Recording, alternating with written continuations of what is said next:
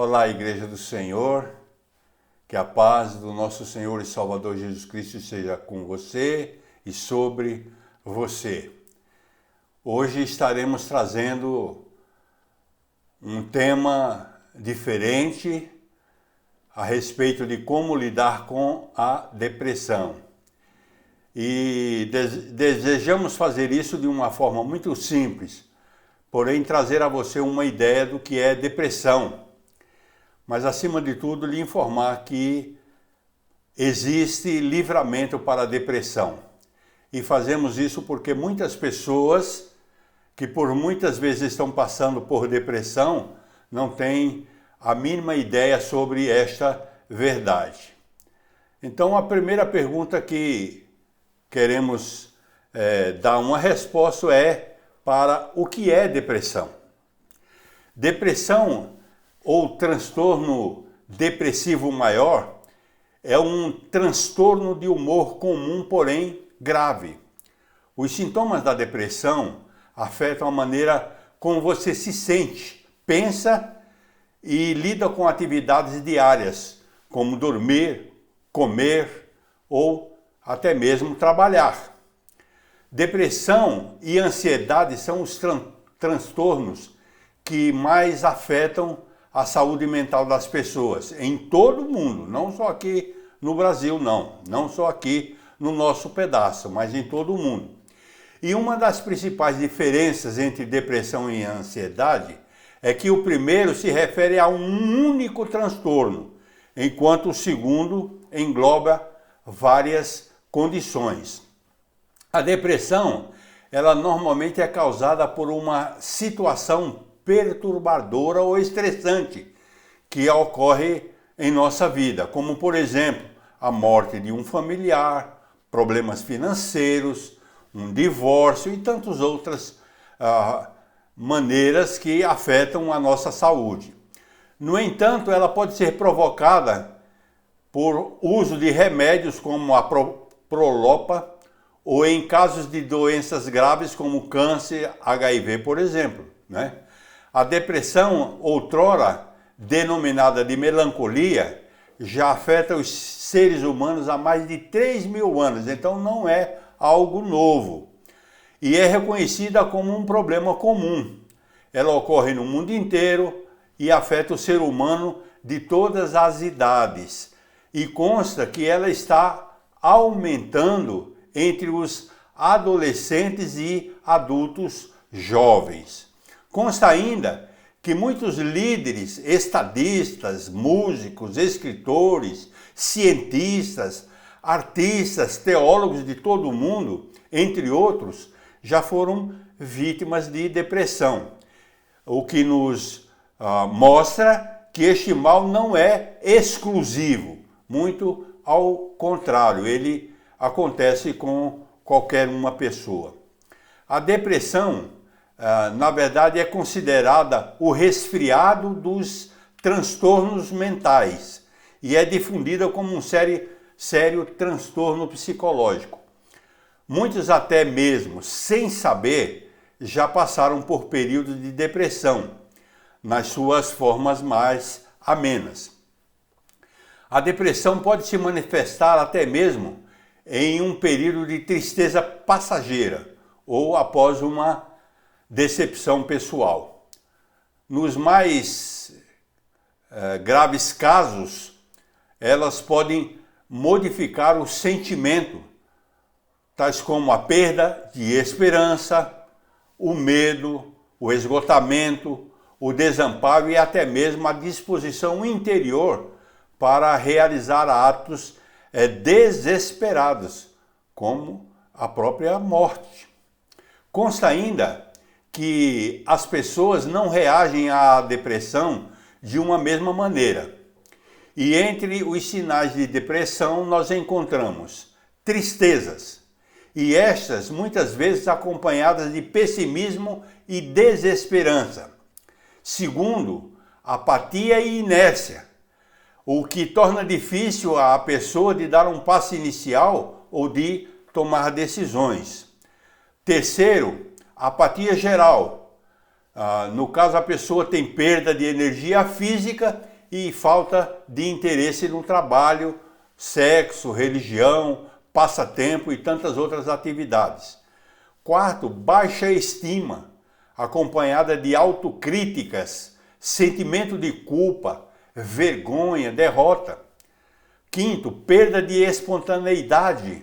A pessoa não tem mais alegria, fica entristecido, enrustido. E sexto, insônia e dificuldade de concentração. E em sétimo, perda de apetite. Em muitos casos, os sintomas de depressão, na verdade, escondem uma raiva reprimida e geralmente não admitimos. E em muitos casos, essa raiva é contra a própria pessoa. Mas o que é que a Bíblia nos fala a respeito de depressão? O que é que ela nos diz a esse respeito? A depressão é um termo clínico, né? Então ele não é algo discutido na Bíblia. Muito embora tenha sido um problema comum em pessoas, em fatos ocorridos na Bíblia. No Salmo 69, no Salmo 88 e no Salmo 102, você vai notar isto, que essas canções dos Salmos falam de desespero, porém num outro contexto, num contexto de esperança. E no Salmo 43:5, Davi vai expressar a depressão e o regozijo ao mesmo tempo. Ele escreve: por que estás abatida, ó minha alma? Então ele está num momento de depressão, porque ele acrescenta: porque te perturbas dentro de mim? Aí ele diz para ele mesmo: espera em Deus. E vai mais firme: pois ainda o louvarei, ele, meu auxílio e meu Deus. Ele coloca a sua dificuldade, mas ele informa que ele tem uma esperança no auxílio de Deus. O salmista, em oração, para ser livrado dos ímpios, ele pede justiça e que Deus advogue sua causa, no verso 1 deste mesmo salmo. Depois ele afirma que Deus é sua fortaleza e se diz por Deus desprezado e indaga, entre outros termos, né? Por que o Senhor permite isso? Ele vem numa decrescente, né? Mas aí no verso 3 ele vai suplicar pela luz e verdade do Senhor. No verso 4 ele afirma que irá ao altar de Deus, porque é nele que ele vai encontrar a sua alegria. Então, finalmente, no verso 5, ele faz a indagação que lemos, né? Em que pese essa situação, Davi diz que espera em Deus, que ele ainda o louvará, que ele, Deus, é seu auxílio. Em outros textos bíblicos, nós podemos observar que Jó, Moisés, Jonas, Pedro e até mesmo a nação de Israel tiveram depressão. Jeremias, inclusive, escreveu um livro inteiro de lamentações. Elias, que viu o poder de Deus em ação no Monte Carmelo, quando ele destruiu tantos homens que se diziam profetas de Deus, ele fugiu quando Jezabel o ameaçou matar. E ele fugiu para o deserto, né? Entrou numa caverna e ficou mergulhado no desânimo. Na verdade, ele queria morrer e poderia ter feito isso contra a sua própria vida, não fosse pelo tratamento que ele recebeu do anjo enviado por Deus. Jesus, queridos, estava também angustiado no Getsemane. Veja como a Bíblia relata a sua angústia. Então lhes disse: a minha alma está profundamente triste até a morte. O Senhor Jesus estava vislumbrando a sua dificuldade, e ela foi tão extensa que ele estava profundamente triste até a morte. E ele fala para os seus discípulos: ficai aqui e vigiai comigo. E na tradução da linguagem de hoje, esse mesmo texto, nós lemos: a tristeza que estou sentindo é tão grande que é capaz de me matar.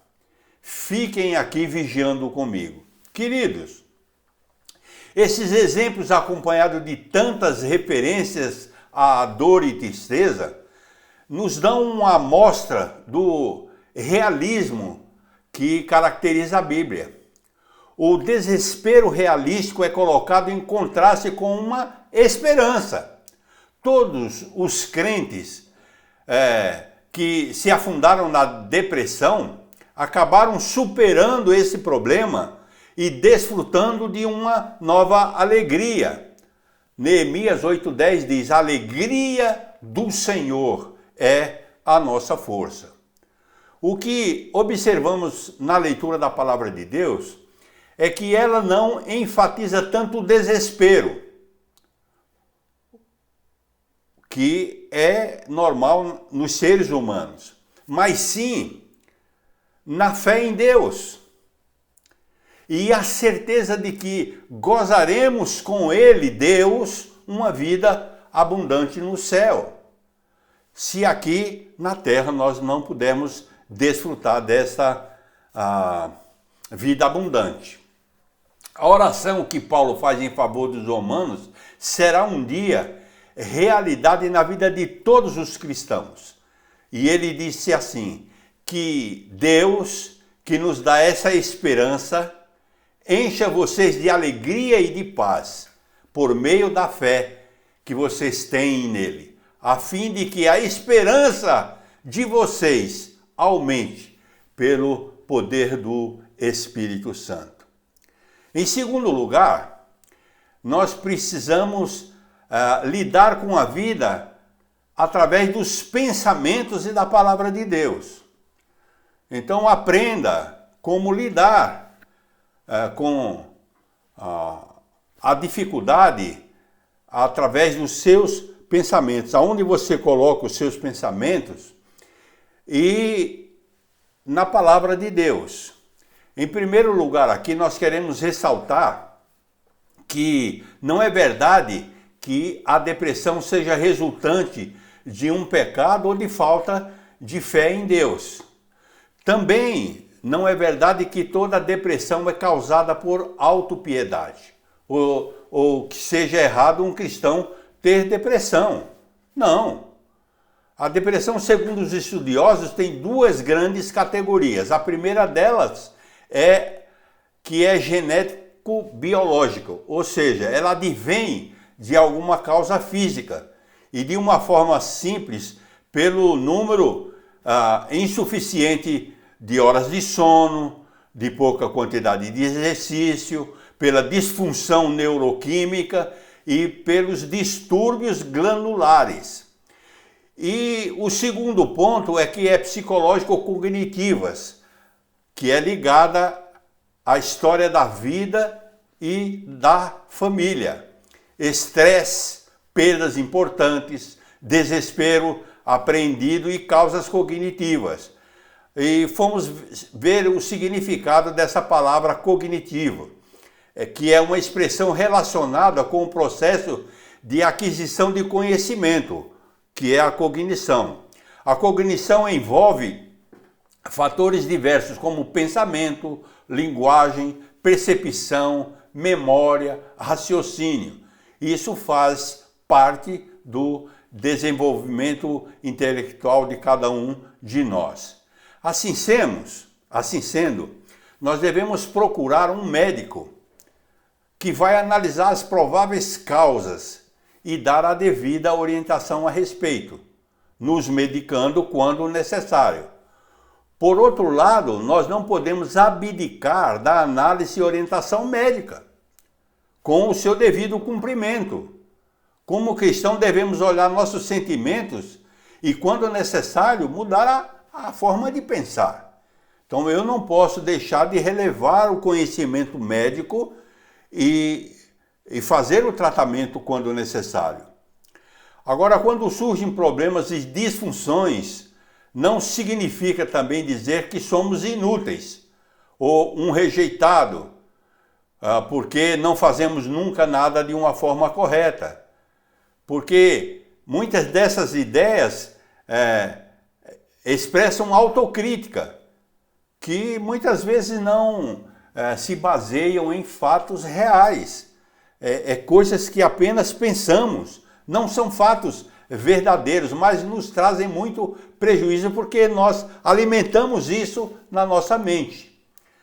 Muitas vezes, por sermos cristãos também, nos convencemos que precisamos estar sempre espiritualmente dinâmicos e entusiasmados, e nunca amuados e desanimados. Haja vista que quando surgem fracassos e decepções, o que invariavelmente acontece é que esses crentes se sentem esmagados porque suas metas, muitas vezes irreais, não foram cumpridas. Devemos também nos lembrar que Deus livrou Pedro da prisão, mas deixou João Batista numa masmorra para morrer. Em outras palavras, queridos, nós devemos aceitar tudo que Deus faz. E não importa o que Ele faz. Ele nos conhece. E a sua palavra nos informa em 2 Coríntios capítulo 1, versos 8 e 9. Olha o que nos diz Paulo. Porque não queremos, irmãos, que ignoreis a natureza da tribulação que nos sobreveio da Ásia, porquanto foi acima das nossas forças, a ponto de desesperarmos até da própria vida. Contudo, já em nós mesmos tivemos a sentença de morte, para que não confiemos em nós e sim no Deus que ressuscita os mortos. Paulo também afirma: contudo, já em nós mesmos tivemos a sentença de morte. O que é que Paulo estava dizendo? É que ele estava já pensando que estava para morrer. Aí ele vai e afirma: para que não confiemos em nós, e sim no Deus que ressuscita dos mortos. Cremos que essa prova aqui tinha a intenção de nos ensinar não só a submissão a Deus, mas acima de tudo a confiança absoluta em Deus. Jeremias capítulo 17, versos 5 e 7 nos diz: assim diz o Senhor, maldito o homem que confia no homem, que faz da carne mortal o seu braço e aparta o seu coração do Senhor. Porque será como o arbusto solitário no deserto, e não verá quando vier o bem. Antes morará nos lugares secos e desertos, na terra salgada e inabitável. Bendito o homem que confia no Senhor e cuja esperança é o Senhor. Então, como nós devemos lidar com a depressão? Como é que nós podemos ajudar uma pessoa deprimida? Nós devemos, em primeiro lugar, orar com ela e por ela. Depois nós precisamos verificar ou conversar com essa pessoa. Olha, você já foi ao médico? Você está passando por um tratamento médico? Se ela disser que não, você deve orientá-la vá ao médico, busque ajuda. Mas, na sequência, você deve estar perto dela, lhe dando um ombro amigo, tendo um ouvido atento e um coração mais do que generoso. Nós não podemos abandonar as pessoas. Nós devemos compartilhar com ela a esperança contida na palavra de Deus.